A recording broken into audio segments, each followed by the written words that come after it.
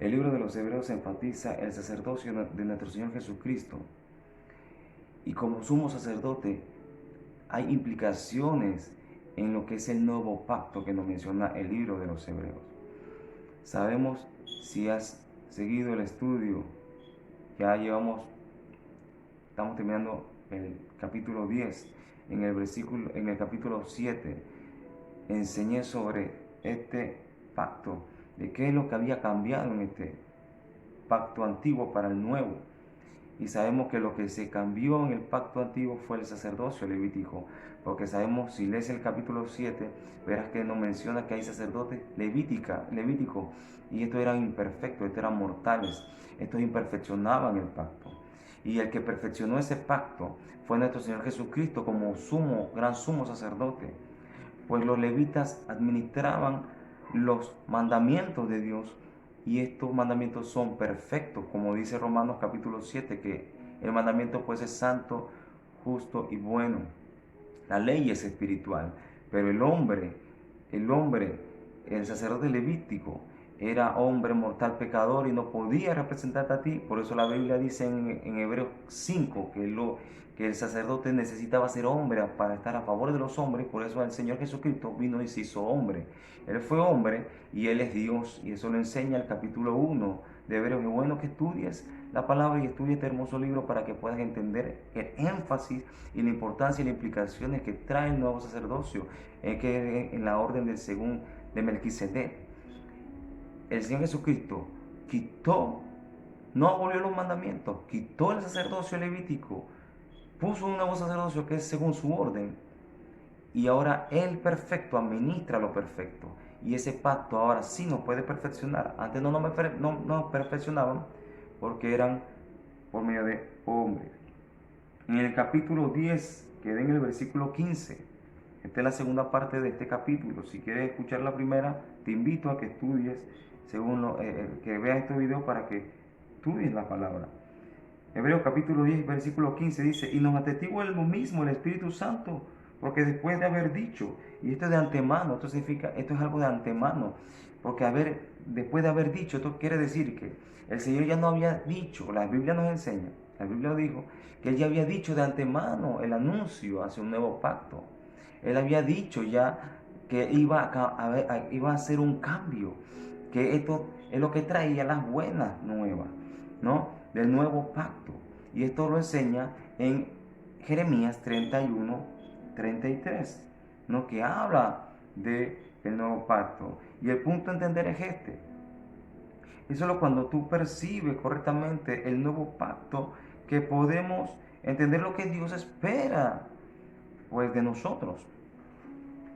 Que podamos percibir el llamado a nuestra vida. Si entiendes las expectativas del nuevo pacto que Dios ha colocado en su pueblo, eso es lo importante de este punto, que entiendas el nuevo pacto. Versículo 16 dice: este es el pacto que haré con ellos después de aquellos días, dice el Señor. Mire lo que dice aquí. Este es el nuevo pacto que haré con ellos después de aquellos días, dice el Señor. Pondré mis leyes en su corazón, en sus corazones, y en sus mentes las escribiré. Ahora mire lo interesante. ¿De qué leyes habla Jeremías? Pues está hablando de los mandamientos de Dios, la Torá.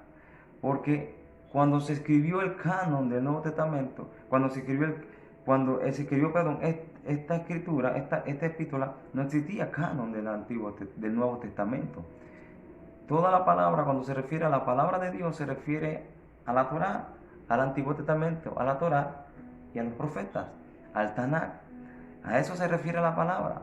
Pues esas son las bases bíblicas. Si entiendes las bases bíblicas, entenderás el Nuevo Testamento, que es el que ratifica lo que venía del Antiguo Testamento, ¿no?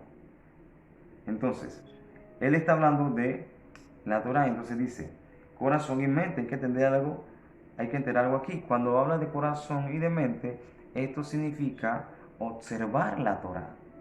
¿Y qué es observar la Torah? Pues que vamos a caminar de una manera con rectitud. la ley no puede perfeccionar, la palabra, los mandamientos no pueden perfeccionar al hombre, pero ellas muestran la justicia. La Torah o los mandamientos, ellos no pueden agarrar a un hombre pecador, injusto, y perfeccionarlo, no puede hacerlo. Entonces el hombre por sí mismo no puede hacerse justo. Es por medio del Mesías, por medio de la cruz, por medio de su obra redentora que el hombre es justo. Pero después que es justo, después que es salvado, el Espíritu de Dios da la perfección, poco a poco perfecciona al hombre por medio, enseñando sus mandamientos, por medio del Espíritu Santo, enseñando su palabra, sus mandamientos, ese es su carácter. Entonces, Él muestra la justicia a través de sus mandamientos. Esto es lo que Él está haciendo. El hombre antiguo no podía ser perfecto porque las palabras estaban en tablas. Ahora Él promete que esas palabras van a estar en nuestro corazón y en nuestra mente para que el hombre sea perfeccionado desde dentro, de su alma, de que el hombre sea espiritual, que ese es el nuevo hombre, el espiritual, no el natural. Versículo 17 dice, y añade, y nunca más me acordaré de sus pecados y transgresiones. Esto es algo redundante. Y les voy a explicar por qué. Es redundante porque pecados y transgresiones es lo mismo. Ahora, hay una implicación aquí, hay un porqué. Dice, y nunca más me acordaré de sus pecados y transgresiones. La palabra para transgresiones en el griego es la palabra anomos. Y la palabra anomos es contra la ley. Eso es lo que significa esto. Esto es una conducta. Esto es contra la ley. ¿Y qué te está diciendo aquí? Que Él no se acordará por su pacto, por la obra del Señor Jesucristo. Él no se acordará más de la conducta que va en contra de la ley, que una conducta sin ley. Eso es lo que te está diciendo. Él no se va a acordar de tu conducta sin ley. El pecado, según las cartas de Juan, dice que el pecado es la transgresión de la ley. Eso es pecado. La transgresión de la ley. Y transgresión aquí es anomos y es contra la ley. Y Él se va a olvidar de tus obras sin ley. Él no se va a acordar más de tu conducta sin ley. Eso es lo que está diciendo. Versículo 18 dice, pues donde hay remisión de estos, ¿qué es remisión? Remisión es perdón. Eso es lo que es esta palabra. Donde hay remisión de esto, no hay más ofrenda por el pecado. Entonces, el perdón produce algo. El perdón nos habla de un pago por nuestros pecados, de que que estaremos en una nueva condición por la obra del Mesías. Y Él regresará no para hacer esa misma obra, sino para hacer el resultado de esa primera obra. Para hacer el resultado de esa primera obra. Eso es lo que Él va a hacer. Pues donde hay remisión de esto, no hay más ofrenda por el pecado. Entonces, esto tiene un resultado importante. Él está diciendo que la obra del Señor Jesucristo es suficiente. Eso es lo que está diciendo aquí. Versículo 19. Dice, así que, hermanos, teniendo libertad, miren lo interesante de esta palabra, teniendo, es continuidad o una relación. Teniendo continua libertad. Libertad es audacia, es una seguridad. Libertad para entrar en el lugar santísimo por la sangre de nuestro Señor Jesucristo. Vamos a estudiar bien esto. Miren lo que dice aquí. Así que, hermanos, teniendo libertad, audacia o seguridad, ¿para qué? Aquí lo dice. Aquí la palabra para es una proposición en el griego que denota un punto alcanzado. Esto es lo que denota esta proposición. Una proposición en el griego que denota un punto alcanzado, un punto a llegar, un logro, el punto o la meta. Entonces, ¿para qué es esta meta? Había una meta que de entrar, y la palabra para entrar viene de la raíz de jodos, y esto significa que es un medio, esto es la ruta, este es el progreso, este es el proceder. O sea, ¿cuál es el medio?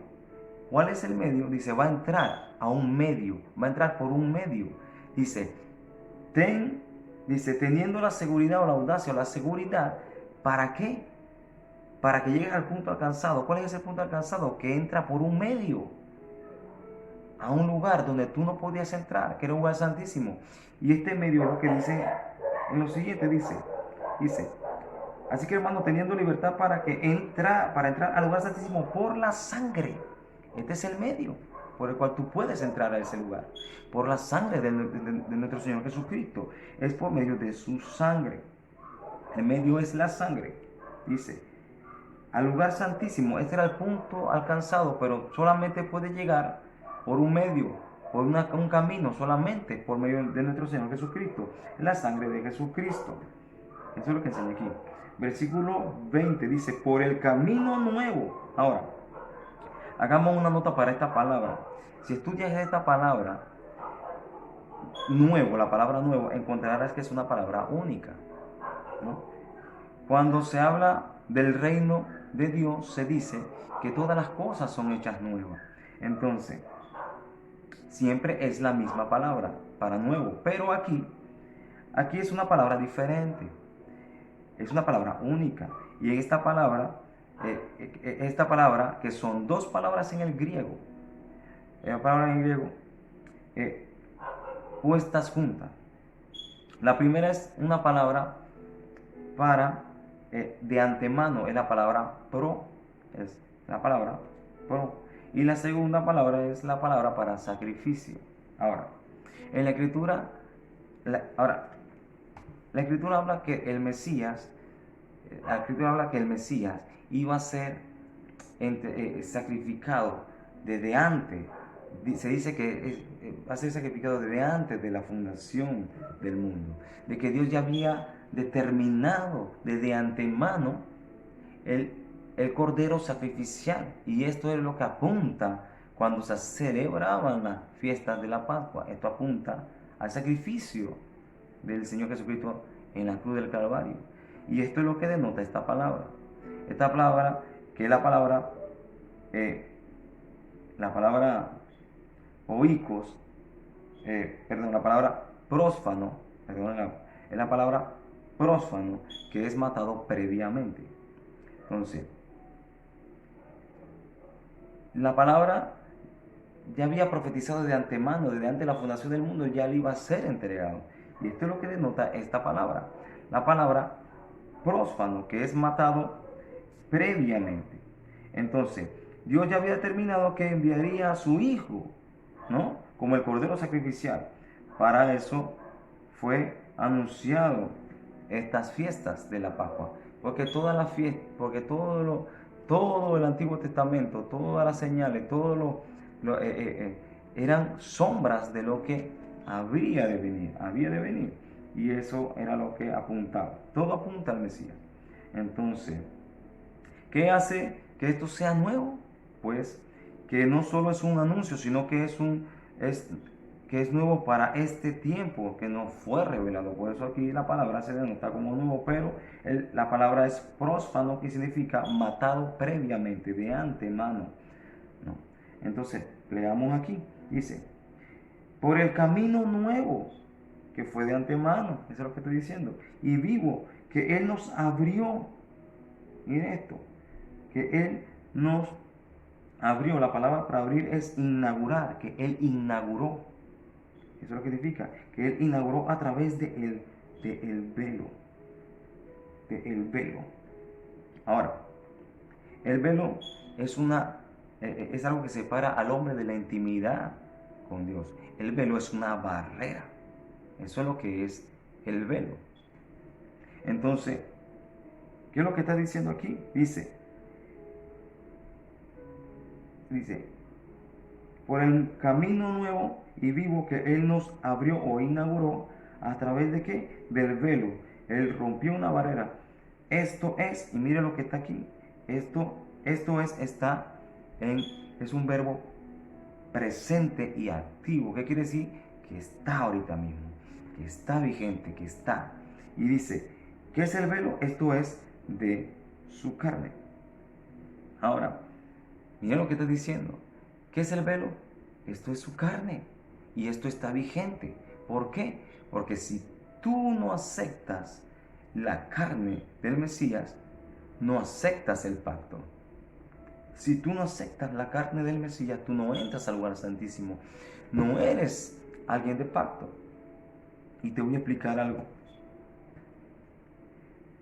La palabra pacto significa cortar pedazos de carne. Si estudias bien y haces una buena exégesis y una buena etimología de la palabra, verás que hay varias palabras para pacto y todas concuerdan en lo mismo. Son cortando pedazos de carne. ¿Por qué? Cuando se hacían los pactos, si sabes sobre este tema, estúdialo.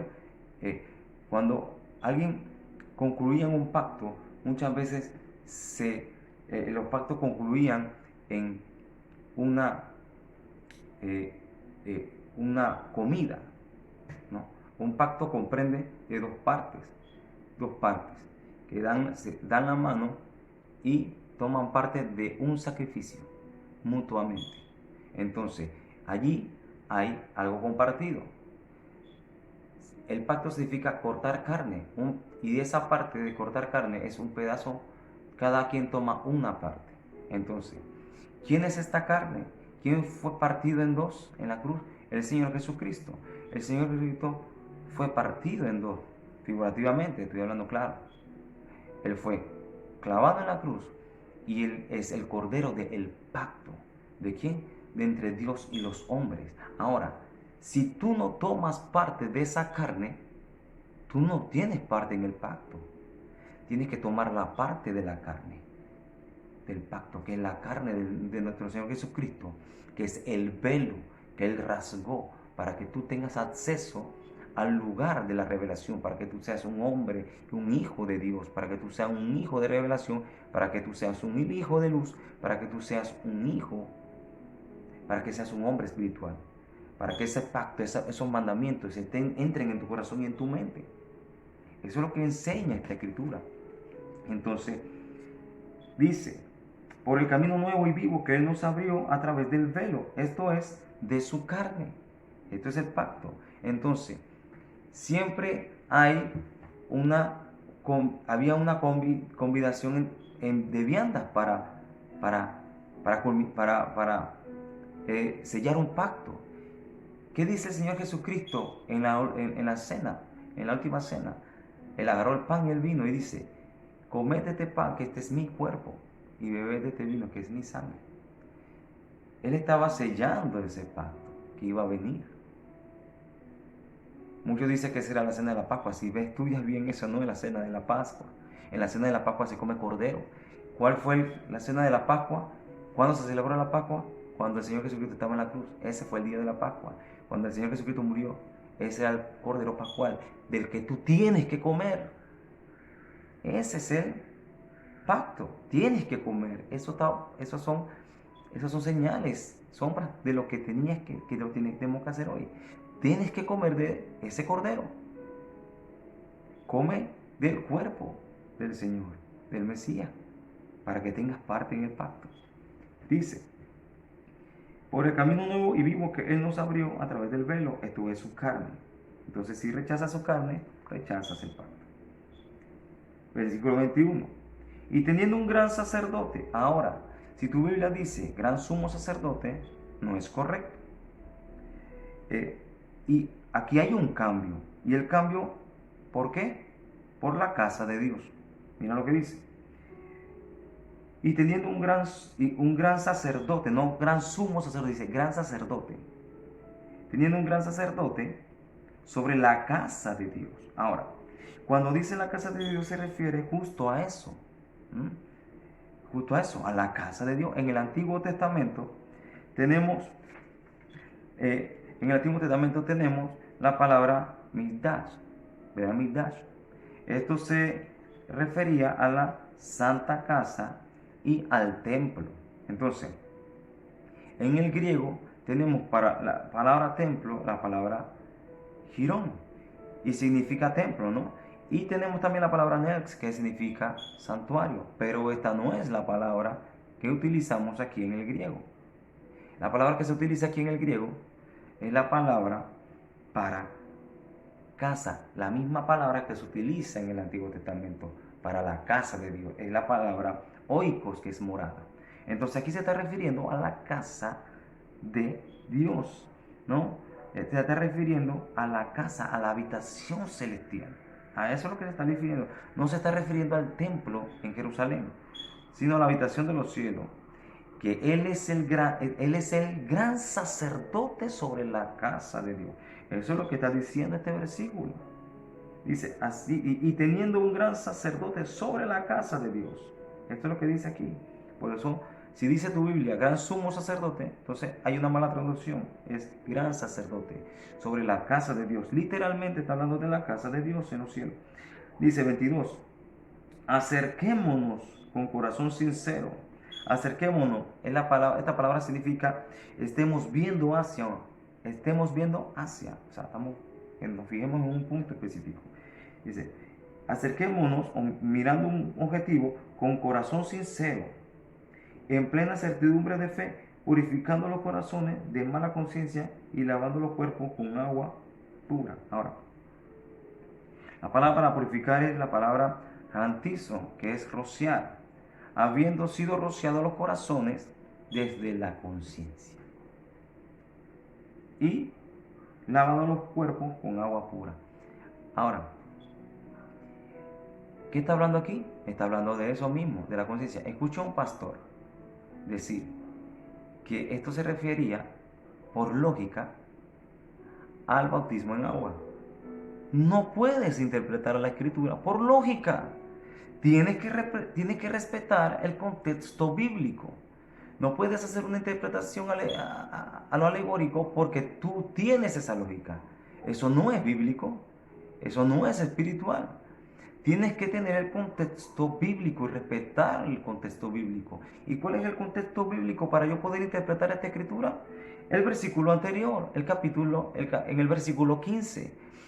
¿Cómo es purificado mi corazón? ¿Cómo es purificado mi cuerpo? Por medio de su palabra. Aquí dice, es lo que dice en el versículo 15, que Él iba a poner sus leyes en nuestro corazón y en nuestra mente. Eso es lo que quiere decir esto. Que purificado por los corazones de mala conciencia. ¿Cómo se purifica? La escritura dice que nosotros somos purificados por medio de su palabra. Y aquí dice agua pura. ¿Qué agua pura? La que sale del grifo no es la palabra de Dios. Sí, creo en poder hacer un simbolismo en agua, pero eso no es lo que está diciendo la escritura. No puedes decir que porque tu lógica lo dice. No es eso. Interpreta la escritura conforme al contexto que dice la escritura. Está hablando de la palabra, de las leyes de Dios. Eso es lo que enfoca este pasaje. Está hablando del lavado de los cuerpos y de nuestro corazón, de nuestra conciencia por medio de las leyes puestas en nuestro corazón. No podemos hacer una interpretación porque nosotros, la lógica nos indica, eso no es correcto y no son las reglas de la interpretación. Bien. Versículo 23 dice, mantengamos firme, sin fluctuar, la profesión de nuestra esperanza, porque fiel es el que prometió. Miren esto, dice, mantengamos firme, sin fluctuar. La palabra sin fluctuar es sin titubear, sin que inclinemos nuestra firmeza. ¿Qué no debemos titubear o qué no debemos dar a inclinar?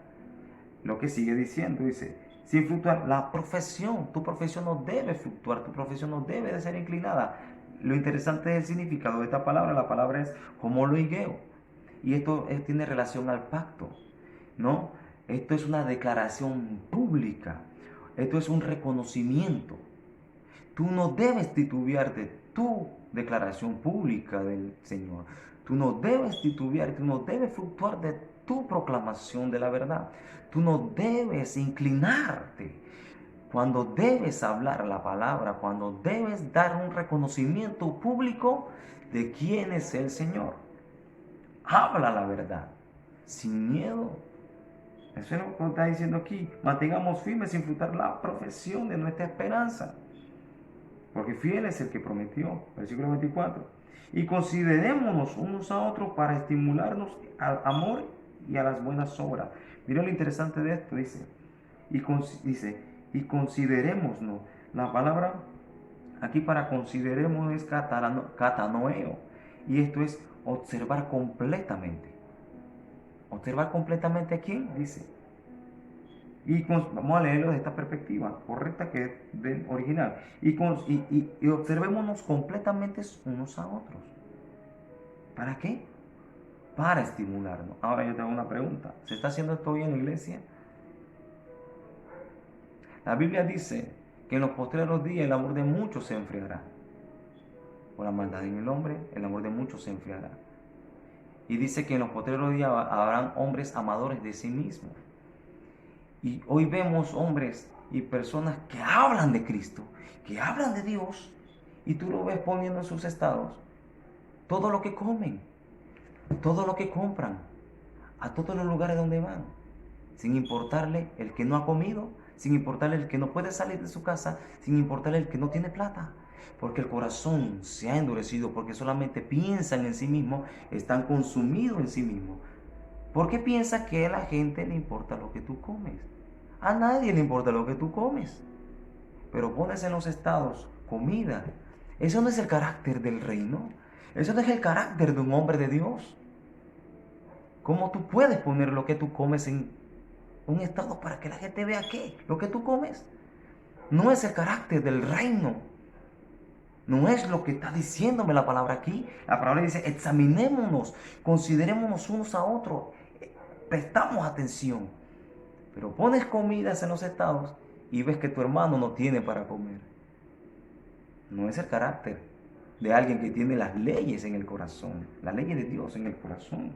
Y considerémonos unos a otros para estimularnos en el amor y las buenas obras, dice la Escritura. ¿Qué estás haciendo? 25, dice, no dejando de congregarnos como algunos tienen por costumbre, sino exhortándonos tanto más como veáis que aquel día se acerca. Ahora mire esto interesante.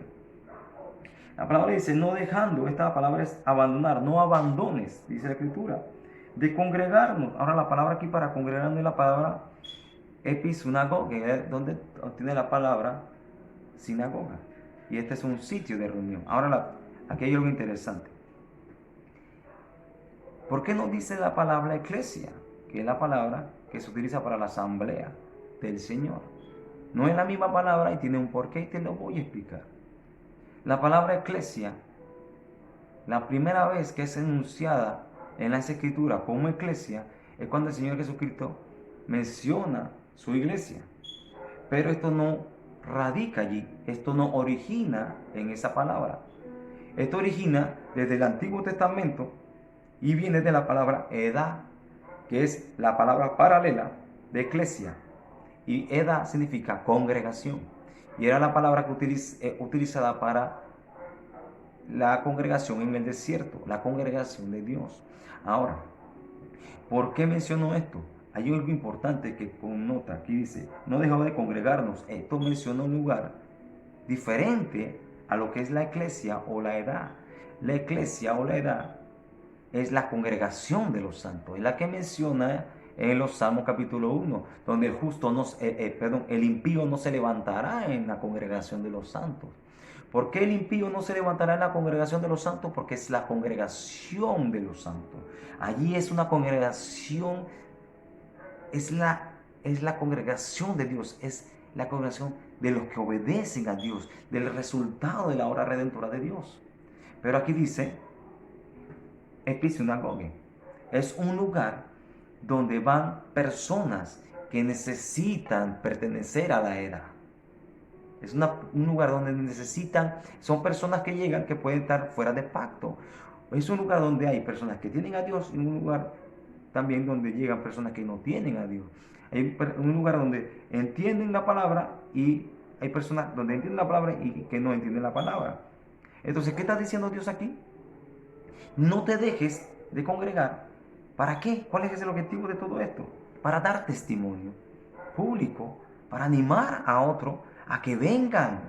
Y mira, la palabra dice, mire, dice, no dejando de congregarnos como algunos tienen por costumbre, sino exhortándonos. Y la palabra, la palabra para exhortar es la palabra, es para llamar cerca, es la palabra para caleo, es llamar cerca, es una invitación. O sea, congrégate para dar testimonio, para llamar a alguien a la fe, para invitarlo a la fe.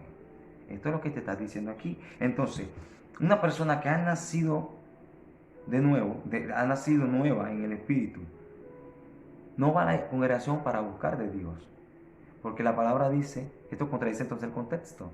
Tú tienes a Dios dentro de ti, sus mandamientos están dentro de ti. Tú vas a la congregación para testificar de lo que hay en ti, para que otro sea animado y sea exhortado. Para que sea animado, está en el contexto de lo que te estoy diciendo, para que sea animado, para que tú lo llames a la fe por medio de tu testimonio. Ahora, ¿cómo vas a hacer y cómo vas a exhortar a alguien si tu testimonio es falso? Y esto me trae a colación a Ananías y a Zafira. Ananías y Zafira, ¿por qué fueron juzgados? Porque no dieron todo. ¿Qué acaso Dios quería todo? No. Ellos podían decir, ¿sabes qué? Tengo esta parte de mi propiedad, te voy a dar la mitad. Está diciendo la verdad, podía ser aceptado delante de Dios. Pero él dijo que había dado todo cuando era mentira, quiso engañar al Espíritu. Entonces, el error que cometemos nosotros al testificar en la iglesia es este. Vamos y nos pintamos de algo que no somos, diciendo y tratamos de engañar al Espíritu. No podemos hacer eso. La idea de ir a congregarnos, el testificar, no es alguien que se para decir que es perfecto, sino el decir que esto es lo que tiene y esto es lo que necesita mejorar. Que ha llegado hasta ese punto porque Dios ha tenido misericordia de nosotros y que necesitamos cambiar, ser sinceros delante del pueblo, porque así nosotros mejoramos. No podemos engañar a los hombres. Perdón, no podemos engañar a Dios. Pues engañamos a los hombres, pero a Dios no lo podemos engañar. ¿Cómo crecerás si sigues actuando de esta manera? Esto no es lo que se hace en las congregaciones. En las congregaciones lo que hace es selectivamente nos sentamos en un lugar y nos hacemos más santos que los demás y rechazamos a los demás. Y no me digan que no, porque es así. No se está cumpliendo la escritura. Aquí me está enseñando, ve a la iglesia, testifica. Si te está yendo bien o te está yendo mal, pero testifica de lo que Dios hace en tu vida.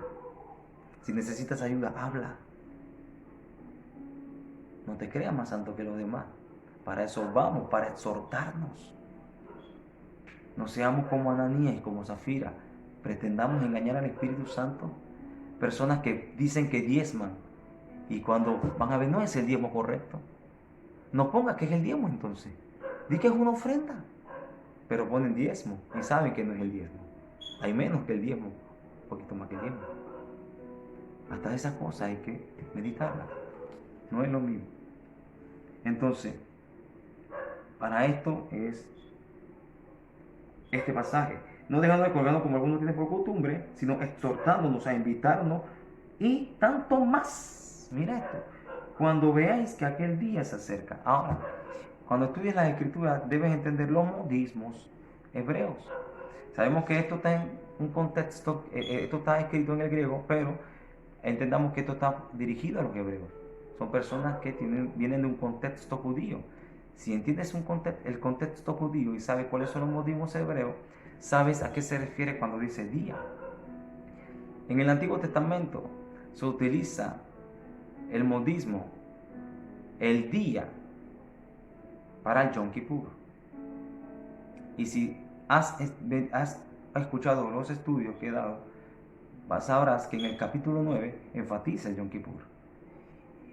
Y los modismos del Yom Kippur son, ese día se le llamaba el día o el gran día, el cara a cara o el ayuno. Esos son los modismos para referirse a ese día. Y en hebreo, si el que sabe del hebreo entiende este modismo. Para entender la escritura debemos también entender esos modismos. Para entender, es como el modismo que se dice, los que están cerca y los que están lejos. Los que están cerca de la casa de Judá, los que están lejos de la casa de Israel. Son modismos hebreos que debemos entender cuando leemos la escritura. Entonces aquí se está refiriendo al gran día. ¿Qué se refiere? Al día que estarás cara a cara a Dios. El día que estarás frente a frente a Dios. En el Yom Kippur era el día que el gran sumo sacerdote estaba frente a frente a Dios. Ese era el día, el gran día, el cara a cara o el ayuno, porque está escrito que él mandó ese día a ayunar. Ahora, quiero hacer un paréntesis y dar algo a entender. He escuchado pastores criticar a alguien que celebra alguna fiesta judía. No le veo nada malo. ¿Por qué? Si tú te bautizas en agua, ¿sabes que ese es un ritual de la ley? Ese se llama mikvah. Y esto lo hacía Juan. Y Juan era hijo de Zacarías, un sacerdote levítico. Juan era un levita, era un sacerdote. Y esto se le llamaba mikvah. Y esta era la purificación que se hacía, que está en el capítulo 15 de Levítico. Era la purificación. Y mikvah es agua corriendo, es decir, ahí hay aguas corriendo. Se tenía que purificar a quienes, a la mujer que tenía flujo de sangre o al hombre que tenía flujo también. Entonces, es un ritual que muchos practican, pero critican a los que practican otras cosas de la ley. No tiene sentido. Otra cosa, muchos ayunan y critican a los que guardan el sábado. No tiene sentido. Ambas son obras de la ley. Porque el que ayuna debe entender por qué lo hace. Y muchos ayunan y ni siquiera saben por qué ayunan. Ni siquiera saben por qué lo hacen. Y el ayuno viene del Yom Kippur. El ayuno es decir, muero. Estoy dispuesto a morir para verte. Estoy dispuesto a morir por ti. Estoy dispuesto a morir para estar en tu presencia. Y muchos no saben el contexto del ayuno. ¿Por qué no entienden el modismo hebreo? ¿Por qué no entienden y no leen la escritura? Ayunan y critican las obras de la ley, pero están ayunando y esa es una obra de la ley. Se bautizan en agua y no saben que esa es una obra de la ley. Y no saben y critican al que guarda el sábado. Y guardar el sábado también es una obra de la ley. Ninguna de esas cosas son malas, todas apuntan, son simbolismos que anuncian un evento. El que ayuna anuncia ese día que va a ver cara a cara al Señor. El que guarda el sábado anuncia el reino. El sábado es el séptimo día, el séptimo milenio, el reino milenial. Anuncia eso. El que guarda la fiesta de la Pascua anunciaba el sacrificio en la cruz. El que guardaba la fiesta de los tabernáculos anunciaba el nacimiento del Señor Jesucristo. Y el que guarda la fiesta de la trompeta anuncia la llegada. Entonces, el que guardaba la fiesta de las primicias anunciaba los primeros frutos en el Señor. Entonces, tenemos que entender estos conceptos para no errar en la escritura. Bien, sigo. Versículo 26 dice: porque si pecaremos voluntariamente, este es un versículo mal interpretado, muy mal interpretado, que hemos sacado de contexto. Y dice: porque si pecáramos voluntariamente después de haber recibido el conocimiento de la verdad, ya no queda más sacrificio por el pecado. ¿Qué quiere decir esto? Que si peco voluntariamente, yo, que ya acepté al Señor y peco, ya no tengo esperanza. No, de ninguna manera. Veamos esto qué significa. O sea, esto enfoca una sola cosa, la obra del Mesías en la cruz y de lo que pasa cuando tú rechazas su obra. Esto habla de los que rechazan el Evangelio. Aquí no está hablando de alguien que acepta al Señor y está en la fe y de repente peca voluntariamente y ya no tiene más esperanza. No, porque si no, nadie fuera salvo, no tuviéramos esperanza alguna. Entonces, esta no puede ser la interpretación de esta palabra, de esta escritura. Aquí está hablando de los que rechazan el evangelio, de aquel que tú le predicas en la calle, de aquel que tú le predicas a tu alrededor y rechaza abiertamente al evangelio. Esto es lo que está diciendo esta palabra. Entonces, en el hebreo, mesif es para pecado voluntario o rebeldía, es la palabra mesif, o rebeldía. Si yo digo que yo llego a la fe y luego peco, estoy en problema porque ya no hay más sacrificio por el pecado, es lo que dice aquí, pero esa no puede ser la interpretación correcta. No habría esperanza para nadie, como lo dije antes. Entonces, está hablando de lo que rechazan el evangelio. Entonces, miren lo que dice la palabra aquí, pecaremos. La palabra pecaremos es jamartano. Y jamartano significa errar en el blanco, fallar en el blanco. Y hace una connotación de lo que no están en lo correcto, de lo que no ven correctamente, de lo que no miran como los hijos de la luz. Aquí está hablando de personas que no han entrado en el pacto, que no son y no han sido salvas, de aquellas personas que rechazan abiertamente la escritura. Entonces utilizan este versículo para malinterpretarlo, diciendo de que, bueno, si tú estás en la fe, tú te sales. Eso no es lo que enseña la escritura, eso no es lo que enseña la base bíblica. Dice, ajá, después de haber, porque si pecaremos, como errar en el blanco, voluntariamente, después de haber recibido, mira, aquí la palabra recibido, la palabra recibido es lambano y significa haber ofrecido. Cuando tú ofreces algo, o sea, no es que recibió no es que esa persona haya recibido y que haya entrado, no, es que haya ofrecido, o sea, se le haya ofrecido algo y lo rechaza. Eso es todo. Eso es lo que significa esta escritura. O sea, dice, y haya recibido, o se le haya ofrecido, cuando se le haya ofrecido el conocimiento de la verdad y no queda, haya rechazado, cuando se le haya ofrecido el conocimiento de la verdad, ya no queda más sacrificio por el pecado, ya no queda más. Y esta palabra esto que, y ya no queda más, es que si no es por medio de Cristo, no hay otra salida, no hay otro camino. No vas a encontrar la salvación en Buda, no vas a encontrar la salvación en Alá, no vas a encontrar la salvación en Mahoma, no vas a encontrar la salvación en un ídolo. Solamente es un solo camino y si lo rechazas a él, no hay otra salida. Eso es lo que te está diciendo. Versículo 27. Sino una horrenda expectación de juicio y hervor de fuego que ha de devorar a los adversarios. Mire qué terrible esto. Si rechazas el evangelio, te haces enemigo de Dios, ¿no? Eres un adversario y solo tienes una cosa, una expectativa, es la condenación. ¿Para quién es la condenación? Para los que se oponen al evangelio, para los adversarios. Mira la escritura, dice adversario. Versículo 28 dice, el que viola. Ahora, el principio para entender esto es este pasaje, este versículo dice, el que viola. La palabra viola es abseteo. Esto es poner a un lado. Esto es separar o rechazar. Dice, el que, lo voy a leer como debe ser. El que rechaza la ley de Dios, de la ley de Moisés, o el que viola la ley de Moisés, por el testimonio de 2 o 3 testigos, muere irreversiblemente. Entonces, mira, si rechaza la ley de Moisés de acuerdo a la Mishnah, ¿no?, por 2 o 3 testigos, y ellos declaran que tú entiendes lo que tú haces y comprendes las implicaciones que tienen, tú vas a morir según la ley, si la rechazas.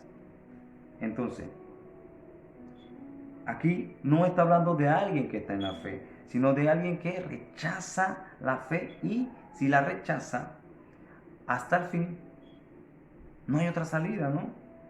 No hay otro camino, eso es lo que está diciendo. Este no es el comportamiento de un hombre de Dios, esto no es un comportamiento de un hombre, de una persona del reino, que rechaza. Aquí está hablando de violar, está hablando que rechaza, la echa a un lado, la desecha. Eso es lo que está diciendo este pasaje. Bien, se me va a acabar el tiempo. continuaré en otro video para terminar y concluir este pasaje que es muy importante que lo comprendan.